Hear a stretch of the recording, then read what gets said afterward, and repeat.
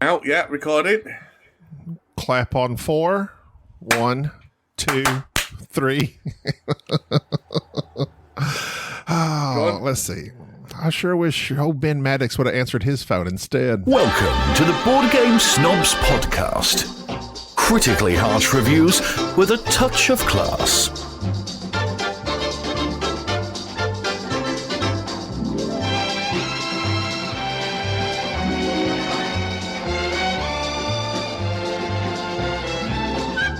And go! Welcome to the Board Game Snobs podcast. I'm your host, Gaby Moraga. With me today, once again, primary guest host, Dan Hughes. Hello, Dan. Hello! Hello! It's lovely to see your joyful yellow face. Like the sunshine in the Teletubbies shining out at me. That's what it looks like. It's not yellow, it's brown. That is a jaundiced face. Let's see, I'm drinking my whiskey right now. Yeah. Oh, welcome to episode 2 of As the World Spurns, the podcast about two hosts spurned by their partners of their other podcasts. So here we are together yet again. The Losers Club. That's what we like to call ourselves. The Losers Club. And not only have I been spurned by my own podcasting host, I'm with Dan Hughes' secondary option to Cora. Yeah. I was trying to get Cora, and Dan she said nope. Yep. She knows her own mind. She's too busy downstairs on her latest obsession, which I'm loath. What is that? Well, I'm loath to tell you because I'm stealing the scoop from the Spreadly Board podcast. Which I'm. When does this go out, Gaby? Wednesdays. We'll have released before then. Rubik's cubes. She's obsessed with Rubik's cubes at the moment. Oh, really? Welcome to the 80s, Cora. Exactly. She's got her.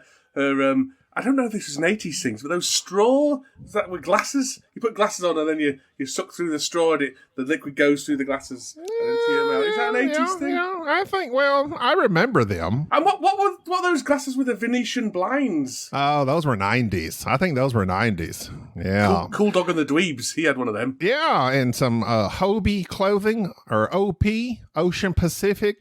I used to have many a brightly colored neon short and shirt I would wear as a young man. And what about Global Hypercolor? Did you have some Global Hypercolor t-shirts? Is that the stuff that changed when you got hot or cold? Yeah, the ones that glow bright pink underneath your armpits. Yeah. Everywhere you got hot. Yeah, everywhere you got, all the places where there's sweat stains normally. I don't think I had one of those. Oh, I did. I had one where he was in a zoot suit like a blues brother. And then when it was warm, oh yeah, he came in Bermuda shorts, baby. The black disappeared, and he was in Bermuda shorts, and I was cool. Yeah, baby. Wow. That and my Tasmania t-shirt drove the women wild. What year was that? 1994, 95? Something like that. I'll have been 18 years old. 17 years old, just in charge of my own clothing budget for my parents. And the reins were handed over to me. Did you have a significant other at that time in your life? I did. Yes. You did? I did. I had a girlfriend once. Even before I was married. Once. Yeah. How many girlfriends did you have before you were married? This is none of your business. 2. Really? 2, unless you count my wife as well. In that case, 3. Gigolo. Yeah, well, I'd like to... Man about town, were you? Oh, yes. Oh, yeah. It must have been the zoot suit, Bahama shorts. I was bringing the board gamers average up. Oh, yeah. 2 girlfriends, that's normally enough for 5 different board gamers. So. My wife is my one and only. She was my first and my last. Now, that's not to say I didn't have many people clamoring after me. Yes. I was just too ignorant and foolish to understand body language. I remember my best friend's cousin.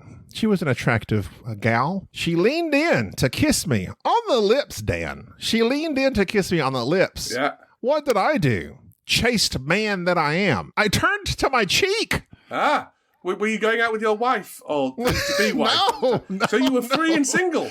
I was free and single. I was just an idiot. I don't know. I literally had no clue about signals, relationship, girls, nothing. We've all got stories like that, Gaby. I used to do this volunteer thing where I used to work on a suicide hotline when I was in university, and there was one particular fellow volunteer who every shift I was on, which was once a week, used to come in and bring me puddings and desserts that she'd made herself, homemade.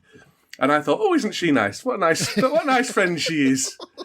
And I even thought, I find her really attractive, but I daren't ask her out. It's like, an idiot. I feared tremendously ever being rejected, so I never did that. I never initiated. In fact, with my wife, she initiated it. I just was along for the ride. We're just a couple of idiotic men, that's all. Yeah. We were blind to our sheer animal magnetism. That's what it was, Gaby. Oh, I yearn for those days when I had hair. Back in the hair days, I call them. Yeah. I hair today, gone tomorrow. Yeah, I started going bald when I was like 20, so I'm not that bothered. Never bothered. I was in my 30s when I started thinning. You see, that was associated with aging then, wasn't it? Well, I always thought, well, I'm bald at 20. It's the Steve Martin thing. You know, Steve Martin was going white at the age of 20, so he never really associated with aging for him. He's a man with white hair. My mother had thin hair, and they say you get it from, I don't know how true this is, genetics, but I've always heard you get it from your mother's side of the family. Because my dad and my brother still have full, luscious heads of hair. Have you done a paternity test? Are you really? Could this be? Our milkman, however, was bald. So I had one story here. Recently, there was a bird named Thor that let a kangaroo named Baxter loose into the wilds of Louisiana, and he was hopping down the road in East Baton Rouge. So a kangaroo was running loose in Baton Rouge, Louisiana, which is quite a sight. Because I think... Is that it? I think it's hold on! I haven't gotten to my puns yet, so hold on. Okay. All right, okay. Ah, jeez. God forbid I hold my... Don't get hopping mad. God forbid. You can't beat me to it. I've got there first. Heaven forbid I pick up my phone and look at it while you're on here. Yeah, out of your pouch. Pouch. Kangaroos have pouches. Pouch. Well, my first issue is, okay, well, actually, they captured the kangaroo. It wasn't that big of a story. And it's an exotic animal. I don't think they were even supposed to have him in the first place, so he got shipped back, I believe. But my issue is his name, Baxter. Back to Australia. Back to Australia, where it should come from. Get back.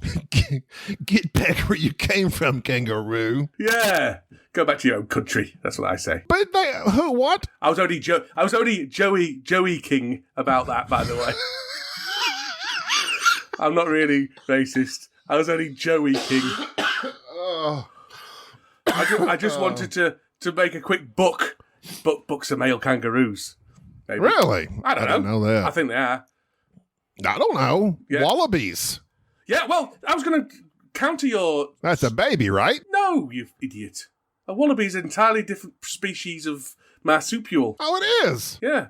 A wallaby. There's wild wallabies around me. That's why I was going to counter your rubbish Louisiana. You have kangaroos in England. We do. Yes. No, not natural kangaroos. So did they commit crimes and those are the ones they also sent off to Australia? It was an exchange program.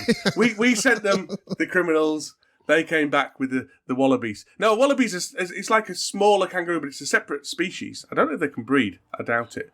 But there are wild wallabies on the moors around my house. That's because they've escaped from the wild, and the moors happen to be quite a good place for them to survive, apparently. So you do see a wallaby very, very periodically around us. You're seeing them on the moors less and less. No, you see, the Joey King pun, Joey King was really good. Well, you never let me get to my thing. His name was Baxter. Who names a kangaroo Baxter? Go on. Baxter? No, don't. You act like I'm just saying. It irritated me that this kangaroo's name was Baxter. Baxter sounds like some old white guy with his sweater laid upon his shoulders with a tennis racket in his hand, ready to go play. Yes. Nobody names a kangaroo. I was thinking, why not a name like Reuben or Rupert? Something kangaroo related. That's the direction that you're going. Even Rupert would be better than Baxter. Okay, this is interesting. Okay, boomer. Do you know why I'm saying that? Okay, boomer, because a boomer is a male kangaroo. As an Oklahoma native, we usually associate different things with boomer. Boomer sooner. That was a real flyer of a pun, wasn't it? Because a flyer is a female kangaroo. Your Australian listeners are going to be rolling on the floor in absolute hysterics. Their corks are going to be coming off their hats and all sorts. It's going to be they're going to be in absolute fits of tears. They'll be asking for your qualifications. Oh ho ho! Oh ho ho! And I don't even have that one written down. That one's in my brain. What Kang Kong. That should be his name. So have you written these puns down? So you've actually spent time thinking about them? No, I just came up with that. Sometimes I do write things down. Like, for instance, I wrote down here, Wordle the board game, Dan. Excited? I know you love Wordle. Wordle the board game. No, I'm going to have to block you on Facebook for a month. Did you know that was a thing? I could see it being a thing. It's an easy cash-in, isn't it? I mean, I don't know what you... to me, the only way it would work is if everybody has to start off with the same word, and then it's a race to see who gets there the fastest. Yeah, well, that's probably how it works, isn't it? Well, we'd have to. Otherwise, it's stupid. I'm over Wordle. I'm so over Wordle. Everyone's over Wordle. My family's not. We have a family thread where everyone does their Wordle every day and posts it. Wordle, as a dyslexic man, things like Wordle make me feel left out, therefore I sulk. I hate Wordle. You think it says world? That's it, yeah. I was terrified at Christmas, being dyslexic, because I thought Satan was coming down my chimney. Oh, are you really dyslexic? Yeah. Jerry is dyslexic as well. Oh, right, okay. I didn't realize that. So y'all get more and more alike. You take that back! You take that back! Alike. You're yelling at me. Yep, you're just like Jerry. And I'm drinking beer. Well, I imagine Jerry would be on the cocaine by now. I bet Jerry didn't know a male kangaroo's called a boomer. I still don't think I'm not entirely sure that's true. Fake news is what you're saying. Fake news. Yeah, it can be a buck or a boomer, apparently. They have funny words for things to Australians. I'm Australian as well. Did you know I was Australian? No, but it doesn't surprise me. You sound kind of like it. Well, that's not true at all, but yeah. Yeah. Every time I try to do an English accent, it always goes into Australian. Okay, go on then, do your Australian accent. Actually, I wanted to hear you do an American accent, because I don't think I've heard you. No, I refuse. Because I'm not insensitive. I don't mock the afflicted. Oh. It's not my place to come round here and tease the unfortunate. No, I can't do accents. See, that's so weird that American is not even an accent to me. Like, it just sounds like, especially like people from the, I'd say Midwest or West. To me, I don't even hear an accent. Well, yeah, I can understand that. I mean, like Mike DeLizio doesn't have an accent to me. Well, he does, doesn't he? Everyone has an accent, you idiot. You sound like Foghorn, Foghorn T. Leghorn or whatever his name is. I say, boy, how dare you? That's it, yeah. Oh, your eyes rolled back into the back of your head then. I was thinking. That's what I do when I think. I'm searching for thoughts back there somewhere. Okay, fair enough. So let's see. I'm trying to figure out, I have one more. This will post in 2 weeks from recording, so your sporadically bored episode will be safe. 2 weeks from recording? That's ages away. Well, I do have one in the bank, but that's it, and it's impossible to get with Jerry before then. So okay. I'm preparing ahead of time. I'm always thinking of the listeners, Dan. In that case, I can tell you that there's going to be a Cora Quest expansion. No one had guessed it from my last appearance. Got you. I'm posting it this Wednesday. Oh no! Foiled again. I've been outsmarted by a buffoon. You kind of said it last time. I did, but don't tell. I had to keep it. I had to exclusively reveal it on the Dice Tower Summer Spectacular, which is why I couldn't say it before. Okay. No, I won't post this for 2 weeks. Well, it's all right. It's going to be announced on Thursday coming up, so that's fine. So is it going to be Kickstarter? Or is Bright Eye doing it, or what? Yes and yes. Well, sort of yes and yes. Yes, it's going to be Kickstarter. Me and Gary are running the Kickstarter, and then we're going to hand it over to Bright Eye to do the fulfilling and stuff like that. So it's they're going to do all the logistical stuff, which is basically still Mark Cook, so it's exactly the same as what happened with the original game. But he's now doing it under the guise of Bright Eye Games. Is there something that is game-changing, or is it just additional things that are in the base game? No, it's game-changing, baby. Game-changing. It is now set in the Dune universe. Oh my God. And there's going to be zombies, and there's some Star Wars stuff. Dune Quest it's going to be called. No, Marvel's Avengers Dune Quest Cora Quest. It's all minis. There's going to be 700 add-ons, and the all-in is going to be $7,000. Oh yeah, baby. That's the big box. That's the big box, yeah. And that's just a life-size mini of me. you're gonna clone Cora and send copies of her with every box. Exactly, and she'll do the Rubik's Cube for you. No, there's going to be you're going to have to level up your characters. Previously, we didn't add a leveling up system or a campaign system in the thing, but now we have. So there's going to be more of everything, and you can level up your characters, basically. And there's going to be new environments within the dungeons. There's going to be slime pits and ice caverns and various other things. It's all quite exciting. I'm quite excited about it, but I'm not here to plug that, so I do apologize. Did you have these ideas when you were creating the original, or did this come upon you later? No, they came upon us later. By popular demand is the campaign system. That was one of the criticisms people had, that they couldn't keep their equipment through, and they couldn't level up their characters and things like that. So I thought, well, okay, that's fine. And then there's loads of new adventures and stuff like that, which yeah, it's going to be good. It's going to be good. And if you want to know more about it, then you can join our mailing list on CoraQuest.com. There you go. Or check out the video. Is the video going to be posted before this podcast comes out? Yeah, on the Dice Tower Summer Spectacular. But to be honest, it'll just say exactly what I've said. It's only a 4-minute video. So go to CoraQuest.com and that will tell you when it's launching. That's the issue. You need to know when it's launching, because you need to know when to press buy 30 copies. So you have purchased the domain CoraQuest.com. Oh yeah, baby. We've had it for ages. You pay on that every year? Every month. Every month? Yeah. Just in case, it all falls through. You never know. I mean, it's an established game. I think you're safe. Yeah, maybe. Who knows?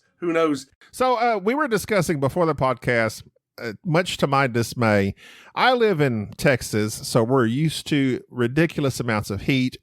I remember the summer of, it was either 97 or 98. There was like 20 or 30 straight days of 100-degree weather. Well, apparently we're shooting for that record, but we have air conditioning. Dan was saying you don't have air conditioning? No, I don't know anybody in a residential house that has air conditioning. The only places that have air conditioning are generally supermarkets. Have air conditioning. Even hospitals don't have air conditioning. So what do you do when it gets hot? Open a window, turn on a fan? I don't understand. Yeah. Well, it generally doesn't get as hot as it gets in Texas. So what you do when it gets hot is you complain very loudly about how hot it is. That's usually... You walk around saying it's too hot. It's too hot. What's your general temperature? Before climate change. Right. In summer, your general temperature is probably around 20 degrees Celsius. So now we have to type Celsius to Fahrenheit into... Hey, Siri, what's 20 degrees Celsius in Fahrenheit? 20 degrees Celsius is 68 degrees Fahrenheit. Oh, wow. 68 degrees. That's nice. That's a little chilly. Not that chilly, but yeah, between 20 and 25, that's your kind of normal summer temperature. It will sometimes get up to 30. So that's like San Francisco type weather. Yeah, there's 3 places in the world that has the UK type of climate. There's Seattle, there's the UK, and there's New Zealand. They all share a same kind of climate, this kind of really temperate. Is that because they're on the same latitude or whatever that line is? That no, Gaby, it's not. What? How dare you laugh at me? Because it just your knowledge of geography has entertained me. No. I think it must be like sea conditions and various, streams and climate streams and stuff like that. But yes, it's going to be the forecast is it's going to be 104 Fahrenheit here on Tuesday, which is the hottest it will have ever been in the UK. And we are all quite worried about it. I'm particularly worried about it. I'm working, and I'm going to be driving around in my car, which does have some air conditioning, although I've never maintained it and it's 10 years old. So not a great deal of air conditioning. A life without air conditioning is like just beyond a person from my area's comprehension. Yeah. So that's why people in like Texas and stuff, when they hear our temperatures, will say, will mock us. Oh, well, but can you imagine? It's about always being that temperature. It's not. There's no escape from that temperature. That's why we're all very worried about the very high temperatures, which is very much global warming. And I suppose we're going to need to get used to it. But it's pretty terrifying. So yeah, the hottest it normally gets here is 86 Fahrenheit. That's kind of your hot day. Yeah, I need to move north. I despise the heat with every fiber of my being. I hate sweating because, for instance, I was inside my air-conditioned home yesterday, but my recliner chair, which apparently gets too used, and this may be the reason I'm slightly overweight, but I broke part of it. So I was trying to drill a screw into it yesterday. I tipped the chair over, drilled a screw in there. Oh, I that's a shame. I had a vision of you tipping it over while lying well, no, we did that as well, and that's the reason it required screws. I kind of flopped down a little too hard and knocked it backwards. So, in the process of me taking a drill and putting 3 screws into this chair, I was sweating profusely. Yeah. As if I was doing jumping jacks in the attic. It makes no sense. I sweat profusely. Thus, I want to move to the north. Yeah, do it. But I can't. I have old parents in this area that need to be taken care of. So we're stuck here until they die. North. Move them to the north and then push them out onto the snowdrifts like they do, like the Inuits do. Do that. I guess that's an option instead of them just dying. Yeah. Just hurry it along a little bit. That's what I say. Out you go. Yeah. Where's your will, mother? Yeah. Oh. All right. Well, Let's see. I do have a gaming question that was asked to us on our Facebook group. I'm ready for it. It was a new member, and of course they had a name that is not one I usually see here in Texas or Oklahoma. It was a Michael, but the L had like a slash through it. And then like the rest of the name was like, it looked like Eastern European or something to me. Right, yeah. Anyway, so this Mikkel. They asked a top 10 list of 5-player games. 10? And I replied in the Facebook post, I said, get bent. Well, first of all, you can't tell me what to do. First of all, Mikkel. Yeah. We don't play 5-player games. We don't play 5-player games, Mikkel. No, I don't have 4 friends. I've only got 2. And we play 3-player games around these parts. Also, I have zero desire for the most part to ever play a 5-player game. Well, that's where you're wrong. That's where you are wrong, because a good 5-player game doesn't have those downtown moments, which is what you're going to say, because you were... Well, what? I understand. There are some... Well, I was thinking there's games like Anachrony. There's games like Scythe, Underwater Cities. Yeah. If you go beyond 3-player with those, oh my God. You're just waiting. Downtime Abbey. Downtime Abbey. That's a callback. Yeah, you're right. Yeah, but that's not the game there. Go on then. What's your top 20 5-player games? I asked them what type of games they like, and they replied they do like worker placement, like light to medium weight Euros. So that's the style. So I was thinking, like even Viticulture is a smooth game, but at 5 players, I would have no desire. No, you can just about get away with loads of water deep at 5. I think that moves quickly enough. Go ahead. Sorry. No. I've got a list of things, but they're not. The Euros, sort of. But the more, as you say, the more thinky a game is, the less you're going to want to play it at 5. That's why the ideal player count for most Euros is 3, because you need enough. Yeah. You need enough for some competition going on, but not enough that you want to hurl yourself out the window because everyone's taking too long. So the better ones at 5 are the ones with the more player interaction, which usually means they're slightly less thinky games and more intuitive games. Well, that's what I was thinking. There's like some genres that lend themselves more towards that, like auction. Yeah. Auctions. Like high. Yeah. I said high society. Yeah. That was one of mine. Modern art. That's another one. That's a really good one. Yeah. QE. We played that at BGG. Yeah. With I forget. I think we had 6 players in that one, and it's real good because you're all playing at the same time. You're bidding and you're involved. The only game. I mean, I didn't get much time to look through, but as far as like area control, one I think would be good, although you would get very angry, is Godfather Corleone's Empire, because it is super cutthroat. It would be very tight, and you would be constantly engaged because you're going to get blown off the map and you're going to want to seek revenge, that type of thing. But the good thing about area control games with higher player counts is with 3-player games, area control doesn't work very well because there's always 2 people going up against 1 person, which feels really unpleasant. Whereas at least with 5 people, there's usually a few skirmishes going, a few conflicts going on with various people. So that works better.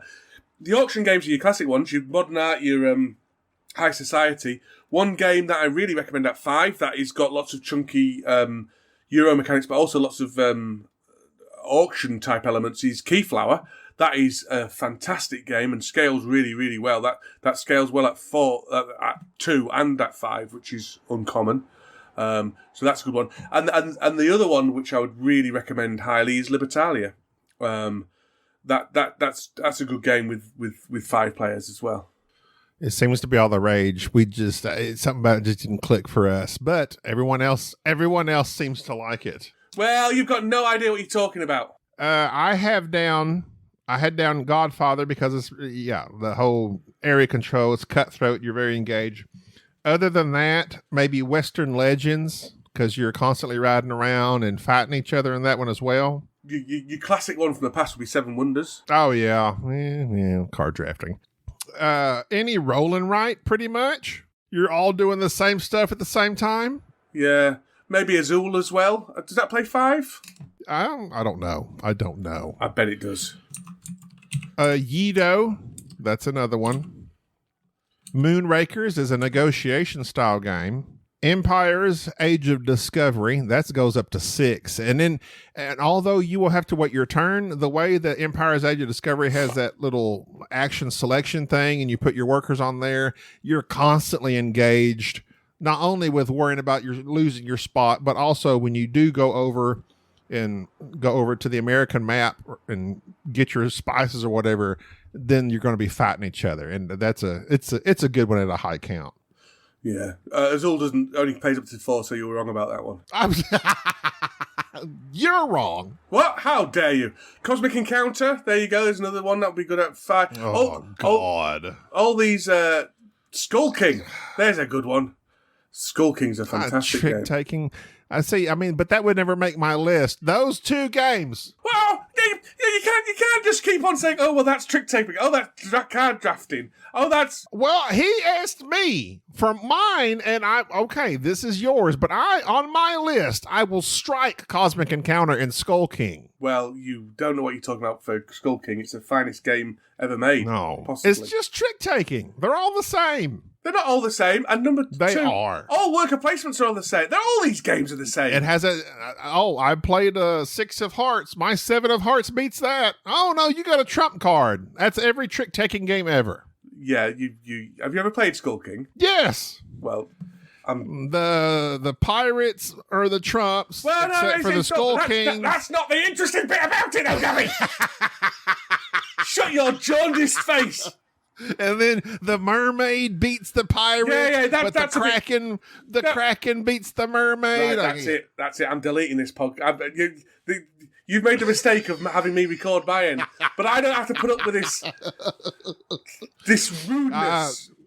The interesting thing is you're trying to lose tricks. And sometimes you're trying to lose them, sometimes you're trying to win them. It's hilarious. Apart from for you, who only likes playing. You know what look. You're the tango man. That's what you are, and you won't even know what that means, but you are. Spades is the exact same thing. Trick taking hasn't changed since spades. Well, do you know what? You can still go Nello or whatever you want to call it. I don't know. I don't play many. You're trying not to get a trick. Yeah. I was saying this to someone the other day. I think because I played a game where someone I looked it up and it was basically the same as a traditional card game. And just because it's the same as a traditional card game, don't say it's not a good game, idiot. I don't like trick-taking. Well, you've got no idea. Do you know, I'm glad you won't come to my house. That's what I'm saying. There's not enough they have made no progress on the trick-taking. I'm just beyond speaking to you there. And that's going to do it for this episode. Oh, Last Light. That's a good one. That only plays up to 4 Last Light. So. Oh, is that the Roy Kennedy game? Yeah, it's good. I missed out on that one. Well, I'd get it when it comes to retail. It was quite pricey on Kickstarter. I think retail will be where it makes its mark because it is a truly very good game. I haven't kickstarted. I haven't game founded. I haven't even purchased. My one Kickstarter finally came in. Backyard Chickens. It's been sitting on the table for 2 weeks now because I have no one to play it with. Yeah, man. You should back the Cora Quest expansion. I've heard that's good. Does it have a solo? It does. Yeah, Cora Quest is soloable. Well, then I may get it. That's why I have to. I bought this game with the mistaken thinking that I have since given up on for quite some time, but yet this is the outlier that, maybe my wife or Sade will be interested in this game. Just stop. They're not interested. My wife has finally just told me, I don't want to play your games. I'm like, okay, now I know. I will stop looking for the family quote unquote style games because they're not interested. That's why I had a dream where Jerry died. It was a sad dream. Okay. The first thing I thought of in that dream, who am I going to play my games with? Because that's it. It's Jerry and Enrique. Every now and then I go to join a board game club or something like that. I live in Northeast Texas, Dan. There's no one here. I'd have to travel to Dallas, which is 2 hours away, to find anything board game related. Are you sure? I live in the sticks. I live in a rural area. Do you have a farm? Huh? Do you have a farm? Do you have a homestead? I'm not that rural. My in-laws do. Northeast Texas board game. It's gonna pull up Dallas, which is nowhere near me. I mean, it's near if you want to hop in a car and drive for 2 hours. The other side is Texarkana, another 2 hours away from me. I didn't even know Texarkana was a actual place. Yeah, I think it was made most popular by a movie about some serial killer that went through there or something. Okay. There's a movie called Texarkana. It's in the Smokey and the Bandit theme tune. There's also a movie called Paris. Talk about Paris, Texas. I don't think it has anything really to do with actual city, but Is there a movie called Huddersfield? No, there's very little called Huddersfield. Even Huddersfield itself is reluctant to call itself Huddersfield. Did you find anything on your Googling of my area? Don't be Googling my areas. Are you near Bryan College Station? No.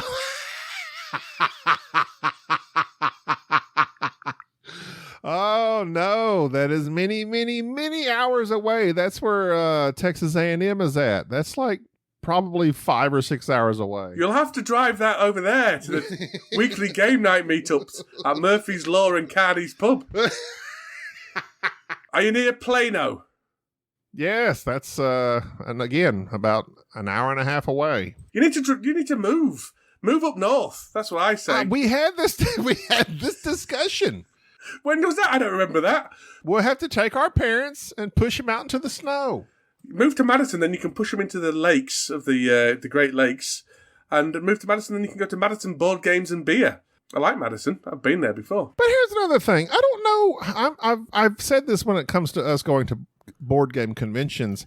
I'm not an outgoing person. I'm not the type of person that walks up to strangers and says, "Hey, can I join your game?" Well, usually game groups, a good game group will have someone there to welcome you and get you into a game. That's certainly what our game group does. But So I just walk in the door and look forlorn. yeah, walk in the door, look forlorn, and someone, either Flavian, the CEO of Hache in the UK, or various other members of the group, will come over to you and say, "You're here for the board game club? Do you want to play a game? Here, come sit down with me," and they'll gather some people round and then teach you a game, and then you'll play it. Sounds very nice. Yeah. It's not, because there were a bunch of weirdos in that board game club. And I would be one of them. Yeah, exactly. You'd be the one no one wants to play with. Everyone would see you come in and they'd all leap out the back. That's what I'd do. Oh, they'll look at me and they'll say, "Hey, is that Gaby from the Board Game Snobs podcast?" The famous Gaby. the jaundiced one. That's it, yeah. The one who looks like a tangerine. What? I do have a fuzzy little fuzz right here on top. Tangerines don't have fuzz. You're thinking of peaches. Oh, that's a peach. Or a nectarine, maybe you're thinking Look, of. I don't know fruits. I don't know where New Zealand's at. No, you certainly don't. What about kiwis? That's both your Achilles heels all in one. What does a kiwi look like? Well, first of all, you found it just off the coast of France. It's fuzzy and green. I know that much. Yeah. Do you eat kiwis the skin on or the skin off? I don't eat kiwis. Why not? They're disgusting. What have you got against kiwis? They're disgusting. What are you talking about? They're disgusting. I eat key lime pie. I've never had a key lime pie. I'm going to have one when I go to Miami. Ooh, they're good. You need to come to the Dice Tower Retreat. I'm not that elite. I could get you in. Not everybody. Not every. Oh, the speakeasy. Yeah. I'll sneak you in the back. What we'll do is we'll use the same pass, and you wear a false beard, and then throw it out the toilet windows to me. I'll say I'm the American Dan Hughes. Go watcha. All right, hey up, lad. Hey up, lad. There you go. You can do it. You get in, and then you go to the toilet, throw the pass out the bathroom window. I'll catch it around the other side, run round, and I'll come in, and no one will ever know. That sounds like a plan. Yeah. Let's do it, baby. All right. Well, thank you very much for once again. Your podcasts are always too short. I'm just getting into my stride. I got things. I've got 2 hours left in me here, Gaby. I've got to go sit out in the sun. No. I actually just bring a dialysis machine inside. I actually am. I'm going to meet Jerry at a friend of ours at Enrique's father's house. He actually has a real swimming pool, and we're fixing to go swimming and play water volleyball and frolic in the sun. So why can't you do a podcast at the same time? Take your phone and put it in a plastic bag, and then record. We don't have nothing to talk about. We haven't played no games. Well, I don't want my equipment to get bad. We mentioned 5-player games. You know what you what? Huh? What are you saying about your equipment? I don't want my equipment to get messed up. Okay, fair enough. My podcast recording equipment. Oh, your recording equipment, that's what I was going to say. I was going to suggest you don't go into the pool in that case. Well, that's going to... I'm going to keep putting you off. I'm going to keep putting you off until... That's a weird way to end the podcast. No. I'm going to keep putting you off until you record a proper length podcast. We're going to... And now for my third ending. That's going to do it for this episode of the Board Game Snobs podcast. What do you call an elderly kangaroo? That's the question that they're all wanting to know. What do you call an elderly kangaroo? Oh, I thought you had a good pun in there for me. No. I don't. We don't do good puns on this podcast. I already know that. Kangaroo Jack. That was a film. Let's talk about that for 20 minutes. That's one of Sade's favorite movies. Is it really? Yeah. Yes. What other films have kangaroos in it? You got Crocodile Dundee, surely, and especially Crocodile Dundee. What's the one where he goes back to the outback? Is that 3 or 2? Crocodile Dundee 2, is it? Crocodile Dundee 2 is where he goes back. That's my favourite one. I like that one. It is my favourite as well. Yeah. Out of all the all the hundreds of Crocodile Dundee films, that stands up as of that magnificent franchise. It's the Empire Strikes Back of Crocodile Dundee films, I think. It really was, because he got hurt. Yeah. I remember he got hurt because she thought he was the bad guy and she shot him. Remember that? I do. He had reversed places with the drug lords, and he was wearing the drug lord's clothing, and she shot him thinking he was the bad guy. It still brings a tear to my eye. It does. Yeah. You know, okay, Crocodile Dundee, a ridiculous movie, but it's got a good soundtrack. It's got a good theme song. Theme song. Yeah, Crocodile Dundee, Crocodile Dundee, Crocodile Dundee, Crocodile Dundee. That's going to do it for this episode of the Board Game. What other films have they got with kangaroos in it? Kangaroo Jack, Crocodile Dundee. I can't think of any other films. I'll just Google this, Gaby. Hang a second. Films. You're hijacking my show.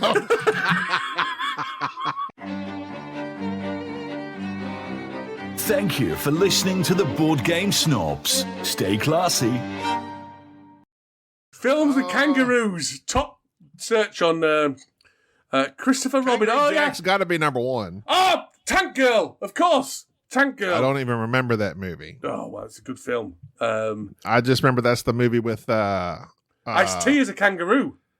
What was her name? Ice-T. He's a man. It's a man. But Ice-T's male. The girl that was in Tank Girl, the main girl, Lori Petty. Yeah.